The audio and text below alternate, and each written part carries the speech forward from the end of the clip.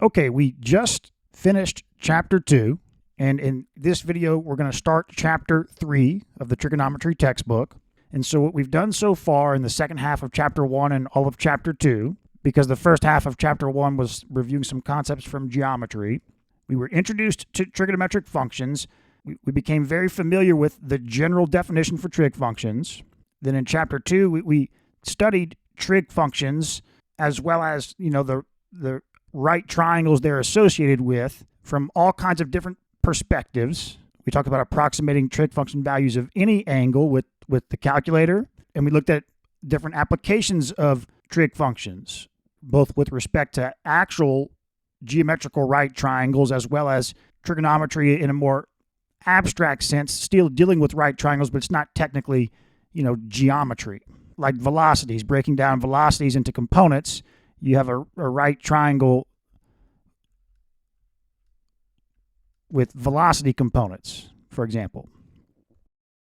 So what we're going to do next is everything we've done up to this point has been with angles that were measured in degrees. But now we want to look at a new unit for measure of angle called radians. So in this chapter, we're going to learn what exactly radians are, why radians are used, and as you progress in math and in engineering in school, you're going to see that radians are much more commonly used as the unit for angle measurement than are degrees. You're going to see that degrees are more for just like descriptive geometry. You're describing the angle of the horizon of the sun or whatever is 15 degrees above the horizontal, the angle of elevation. But when you're getting into like formulas and derivations and theoretical work and engineering, etc., you're going to be working in radians. Trig functions, etc., are going to be in radians. In calculus, it's all radians. The derivatives of trig functions, integrals of trig functions, you're working in radians. Okay, so again, in chapter 3, we want to understand what a radian is and why it's much more commonly used than degrees for like theoretical work. Theoretical work meaning formulas, etc., and like design equations for engineering, etc. Why are radians much more preferable to use in those contexts? Okay, then we want to look at the definition of trigonometric functions from the perspective of radians. And we're going to see how radians simplify the trig function definition and actually make the trig functions a bit more useful. Okay, but what are radians? What is radian measure for angle? That's what we're going to start with in this video in section 3.1. Okay, but here's the opening picture for this chapter. Radian measure in the unit circle. The unit circle has to do with the way we look at the definition of trig functions from the perspective of radians. Okay, the speed of a planet revolving around its sun can be measured in linear and angular speed, both of which are discussed in this chapter covering radian measure of angles. Yeah, so we're going to see how radians give trig functions more functionality. So we know that with trig functions, we can do things like solve right triangles, solve real-life applications that involve right triangles, like surveying, etc., or even applications that are not related to geometry but still, involve trigonometry, like velocities. You can break down velocities into components. But when using radians with trig functions, you'll see that it allows you to easily model circular motion.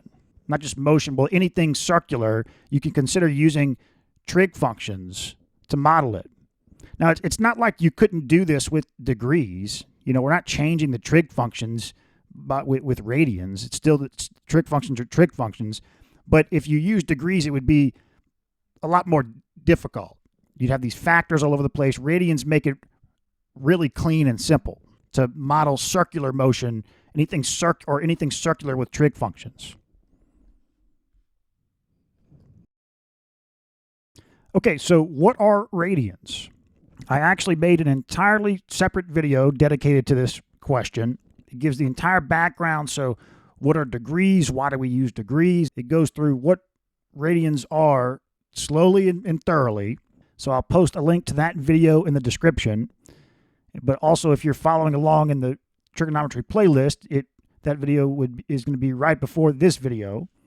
But it says here, we have seen that angles can be measured in degrees in more theoretical work in mathematics and other subjects that apply mathematics, radian measure of angles is preferred.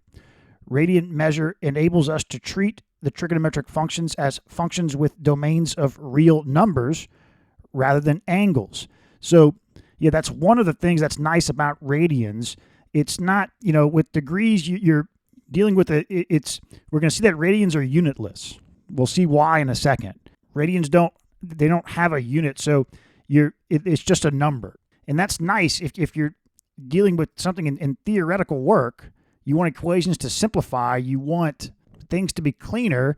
It's nice to have a real number, even a dimensionless number to work with. So that's one reason radians are preferred, but I go into detail in this in the other video, but radians degrees are, you could consider degrees arbitrary. It's just something that humans picked to define angle measure. There's no intimate relation between degrees and math or science. And so radians are defined in a way that they're like intimately connected to math. And the advantage of that is it makes, all of math and everything associated with math, it makes the formulas cleaner, simpler. They simplify better. You can identify patterns more easily. When it comes to theoretical work, formulas and derivations, etc., you don't want definitions to be arbitrary. Now, again, it's not like once you get further along in school, you're just going to forget about degrees. Degrees are still very useful for like descriptive angles or just like even general geometry. If you're going on a hike and you want to describe to someone you're with the degree of separation from an angle perspective between like two like objects, like a mountain off a mountain in the distance and something else, you'd rather say it's about 15 degrees as opposed to whatever that would be in radians. That's still very useful. Or, if like you're like in navigation, right? Like ships, it's much more intuitive to talk about, you're going to sail, I don't know, 3 degrees off north. As opposed to saying that in radians, it's hard to do that. Okay, so figure 1 shows an angle theta in standard position along with a circle of radius r. Okay, so here's an angle theta in standard position, but included is a circle. Now note, when it comes to the definition of angles, you don't have to have a circle. But here they decided to include a circle. Because angle theta intercepts an arc on the circle equal in length to the radius of the circle, we see that angle theta has a measure of 1 radian. That's the idea. This angle theta intercepts an arc that has length equal to the radius. And so that's how radians are defined. That means that in radians, this angle theta is equal to 1 radian. Now, what you can notice is that this definition applies for any circle. It's not like this only works for certain sized circles. It's any circle, it's going to work this way. Now, the smaller the radius of the circle, then the smaller the arc length spanning 1 radian, because it's obviously that arc length is equal to the radius. That's the only difference. The larger the circle, the larger the radius. So the larger the arc length spanning 1 radian, because the radius is longer. Again, check out that other video. We go through this slowly and in detail. But that's what radians are. You're thinking about, it's an angle being how much have you rotated around a circle.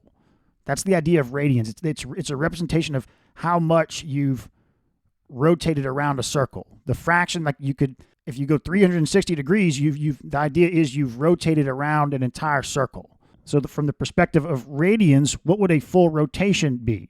Well, for any circle, how many radiuses are in a full rotation for any circle? Well, if you think about the circumference of a circle, it's 2 pi r. So, but we're not thinking about a specific circle. This is just in general for any circle. So it's going to be, the circumference of a circle is 2 pi r. So how many radiuses is this? Well, you divide by the radius. It's 2 pi radiuses. And I think this is not intuitive, because when you think about how many radiuses, you think about an integer. That's what you would think about. It's like how many radiuses? 1, 2, 3 radiuses. 2 pi. Well, pi is like an irrational number, the farthest thing from an integer, so it's kind of confusing. But yes, it is. It's when you fully rotate around a circle, you've rotated 2 pi radiuses. Again, that applies for any circle. But more specifically, the better definition for radian is that when you've rotated 1 radian, you've rotated a 1 radius around the circle. If you're thinking about that from the perspective of the arc length of the circle, the circumference. Okay, and so that's what radians are. It's scientists or mathematicians wanted to create a definition for angle measure that wasn't arbitrary, and they wanted to tie it as intimately to the existing mathematics as possible. Now, again, a circle to define an angle. The definition of an angle, we talked about this in the start of chapter 1. The definition of an angle has nothing to do with a circle. You do not need a circle to define an angle. I could have an ellipse, and I could think about going from this point to this point on the ellipse. These two lengths are not the same. This is length A, this is length B. But I could absolutely think about what angle what's the kind of included angle here. I could have some weird arc, thing like this. What's the angle between, what's this angle?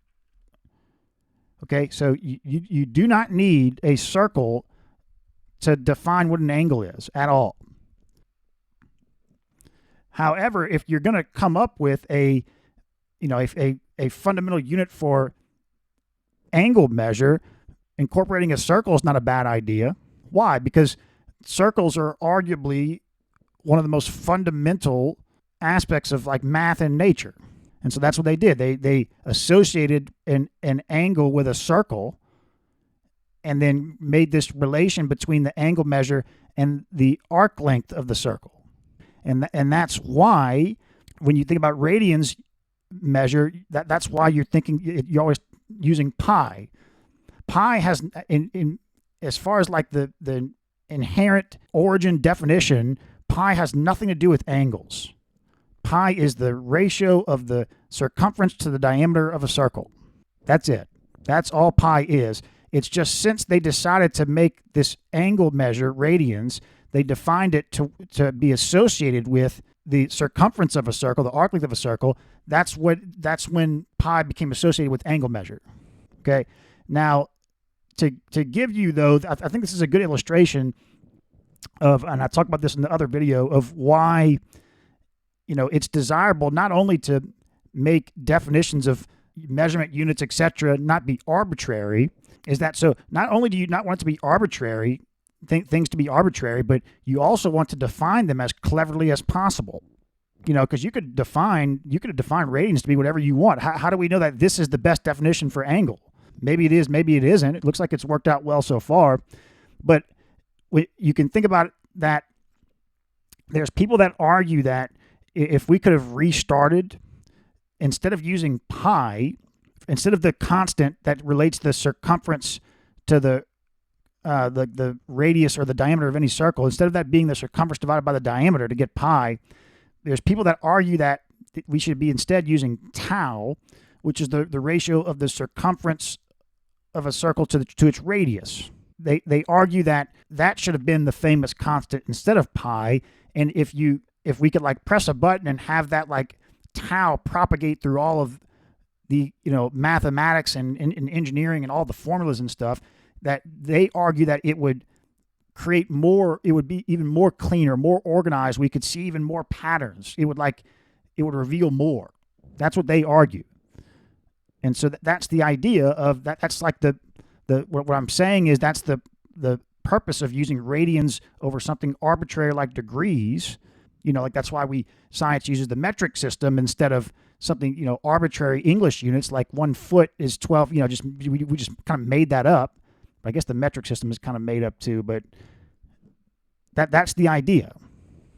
Okay, it follows that an angle of measure 2 radians intercepts an arc in length to twice the radius of the circle.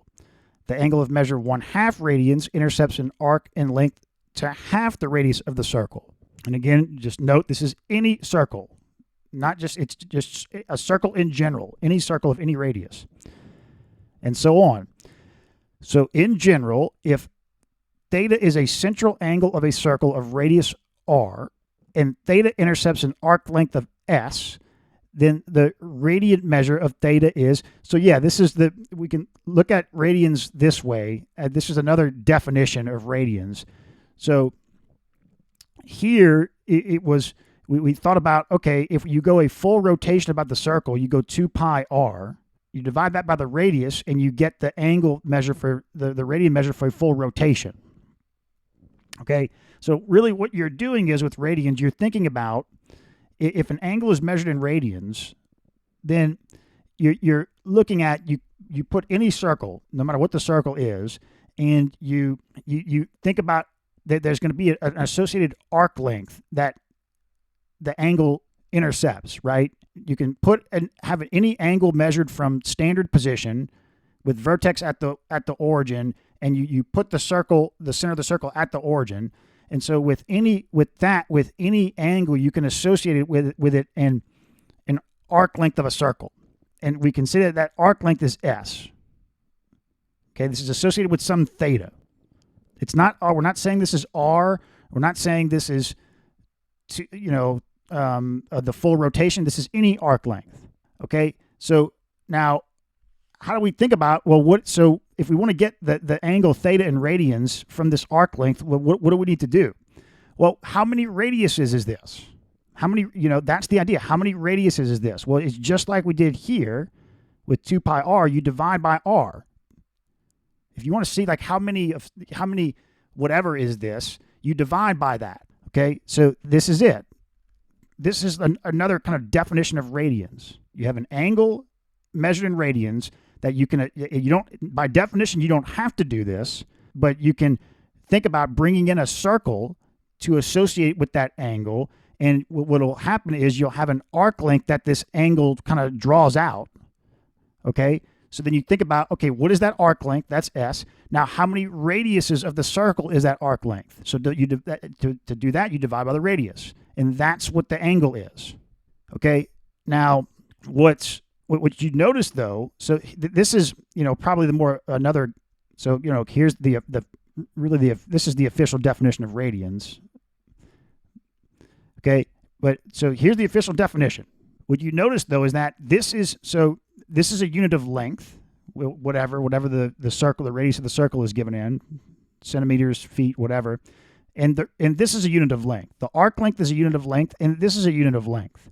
Length divided by length, that's why it's unitless, right? So this is really the official definition of the radian from a math standpoint. The official definition, it's unitless. Yes, people they'll write, pi over 2 radians. They'll put RAD, or you'll see this a lot, but really it's unitless. Okay, what we're going to talk about in a second is that, so if the context of something is that you're talking about an angle, some problem or whatnot, if you're given a number and it doesn't even say radians, you just see a number, but the context is like there's angles being talked about, then that implies radians. I could write this as an angle, just pi over 2. As long as there's some kind of context of what's being talked about, I can write pi over 2 like that, and that implies radians. But if it's something in degrees, though, you have to put, you have to put degrees. You have to put the degree symbol every time. You can't just put 30 and not put degrees and then have people, kind of inherently know you're talking about degrees. You can't do that. With radians, you can, because they are unitless. But you can also, if you want, you can do this or this. Okay. Now, they talk about next the converting between degrees and radians. So if we come up here, yeah, so when you think about a conversion factor, if you want to convert between feet and inches, the way you do that is you need to know that 1 foot is equal to 12 inches. Then it just comes down to the mechanics of understanding how to do a conversion between units. But the key to any conversion is just what's the conversion factor. If you know the conversion factor, then it's not a problem. I could go with this conversion factor, I could go from inches to feet, feet to inches, no problem. I don't even need to know, like you might say, well, do I need to, here I could go from feet to inches, but do I need to convert this to see how many feet are in 1 inch to go the other way? No. If I've got 26 inches and I want to convert that to feet, there's 12 inches in 1 foot. Do the 26 divided by 12. I've got that converted to feet. If I want to do, I've got 32 feet and I want to convert that to inches. There's 12 inches in 1 foot. Now it's converted to inches, 32 times 12. So you could do it. You could say, if you wanted to, you could say, okay, well, there's 1/12 of a foot in 1 inch. You could use that as a conversion factor, but why wouldn't you'd rather just pick the conversion factor that has it's like the cleanest.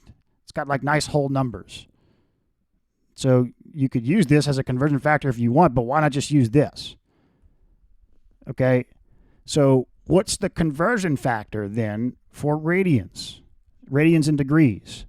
You should memorize what this conversion factor is, but it's really, you shouldn't even have to memorize it. It should be very intuitive.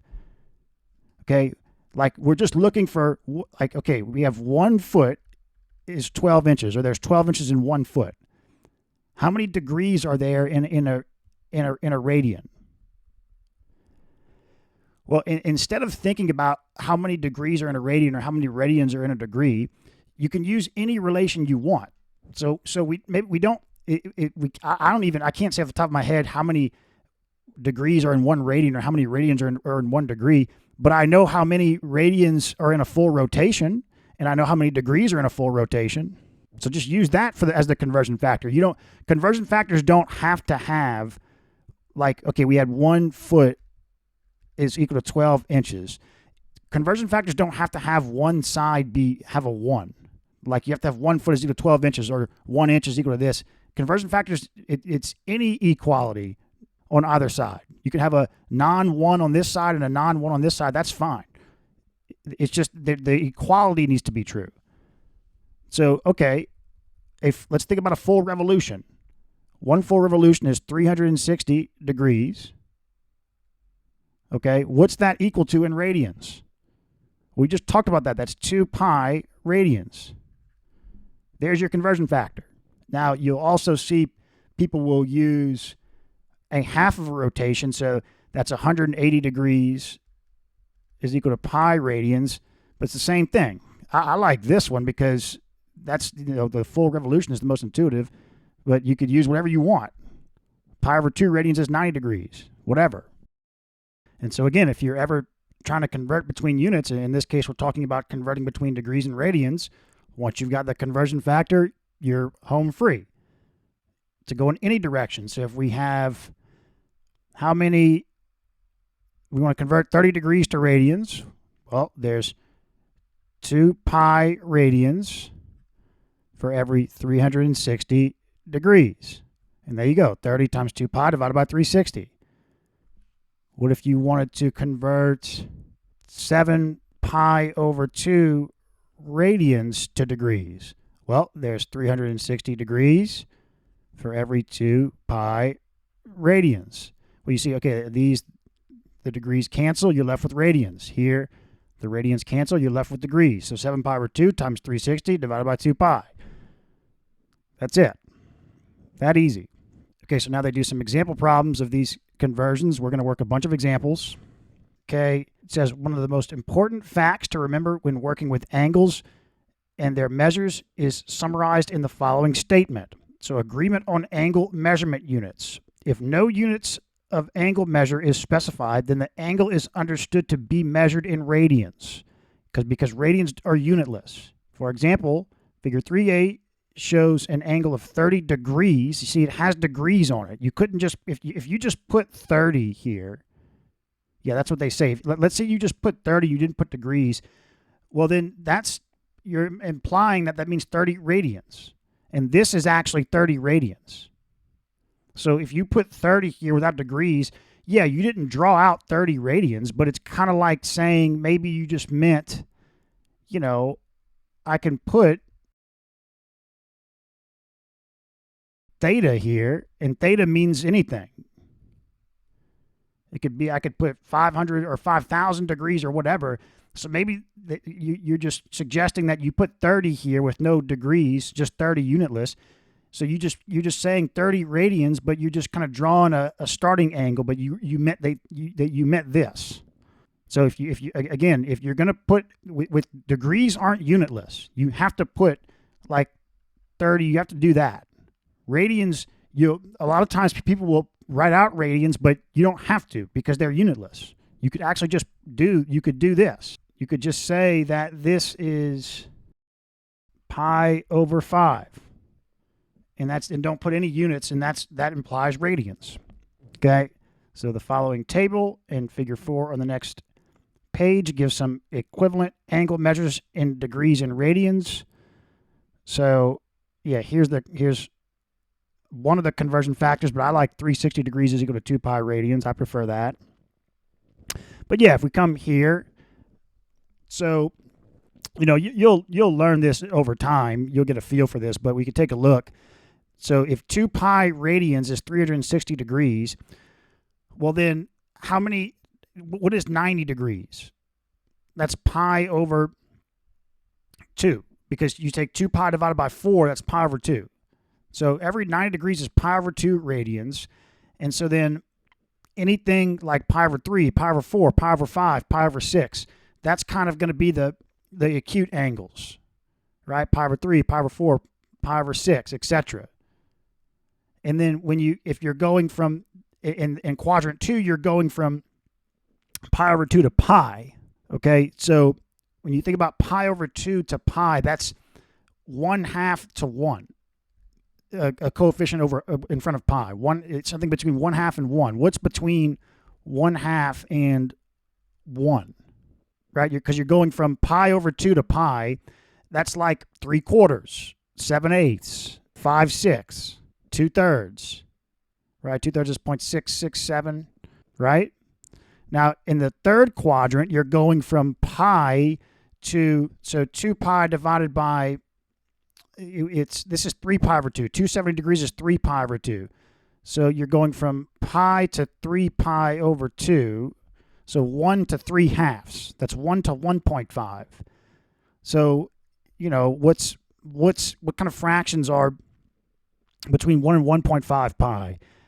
7 pi, 7/6, 5/4, 4/3. Here you're going to have the numerator is going to be, since you're greater than 1, once you get past pi, you're going to have fractions with the numerator greater than the denominator. Like here it was 5 pi over 6, 3 pi over 4. This is pi over 3, pi over 4, pi over 6. Now you're getting into when you get past pi, get past 180, you're getting into the, like 7/6, 7 pi over 6, 5 pi over 4, etc. Now, when you get past 270 to 360, you've got, 3 pi over 2 to 2 pi. So you're going from 1.5 to 2. And so some examples are not 7 pi over 6, but 7 pi over 4, 11 pi over 6, etc. Okay, now, last thing it says here is trigonometric function values of angles in radians. Trigonometric function values for angles measured in radians can be found by first converting radian measure to degrees. So, but then it says, so try to skip this intermediate step as soon as possible. And what they mean by that is, so yeah, you could come to, I'm not sure why they say this. You don't have to, you can input so if we come to the calculator, you can toggle between degree and radian mode.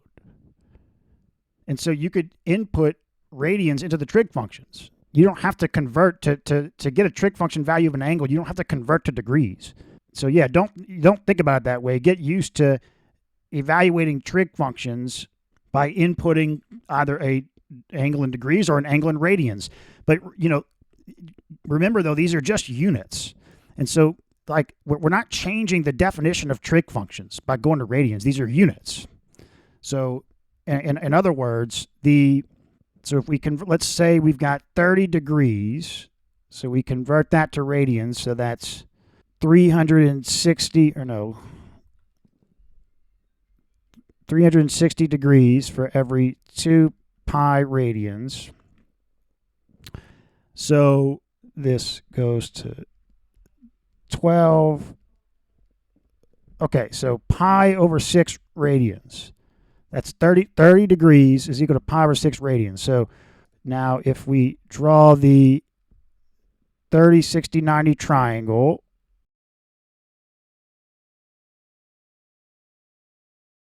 so side lengths root 3, 1, 2. Okay, so we know that the sine of 30 degrees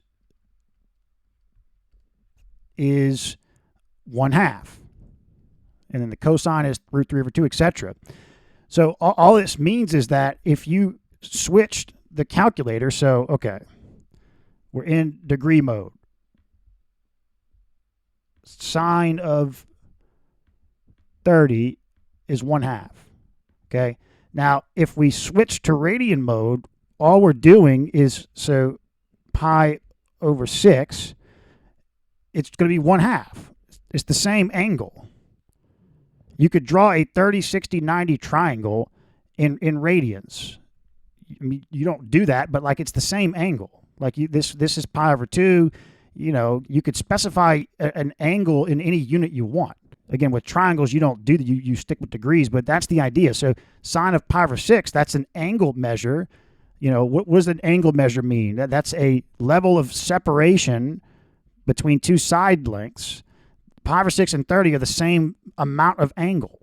So they're going to have the same trig function value. If we go to radians, now we do sine of pi over 6, 1/2. It's just units. We're not changing. It's just units.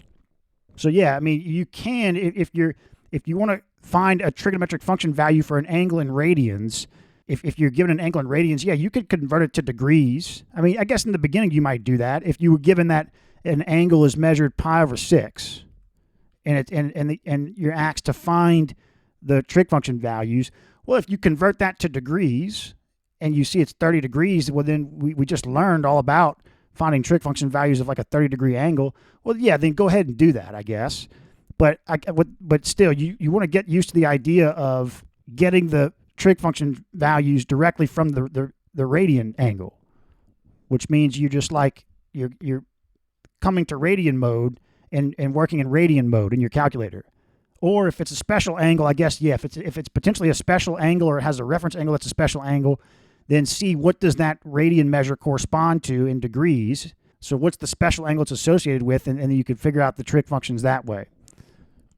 But okay, let's work some example problems.